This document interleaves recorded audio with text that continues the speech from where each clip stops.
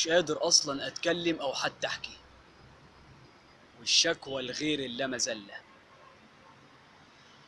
هتبين ايه وهتكشف ايه وهتشرح ايه من حكاياتك؟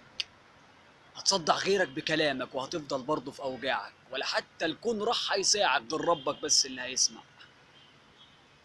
خليك وياه مع ربك، خليك وياه تعيش دنيا بنفسية جميلة ومرتاحة.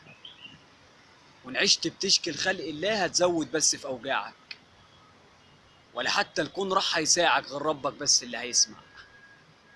فالقاعدة الأولى بتتلخص فالقاعدة الأولى بتتلخص خليك إنسان وارضى بحالك، ما تقولش اشمعنى وليه وعشان ربك قسمها وما بيظلمش.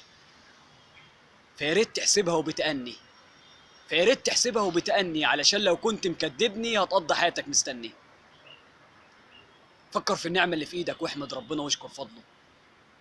هتعيش مبسوط، وهتلقى الخير بيعوض خير، وبيبان الدنيا اتفتحت لك وحياتك كلها ضحكت لك. وهتلقى الخير بيعوض خير، وبيبان الدنيا اتفتحت لك وحياتك كلها ضحكت لك.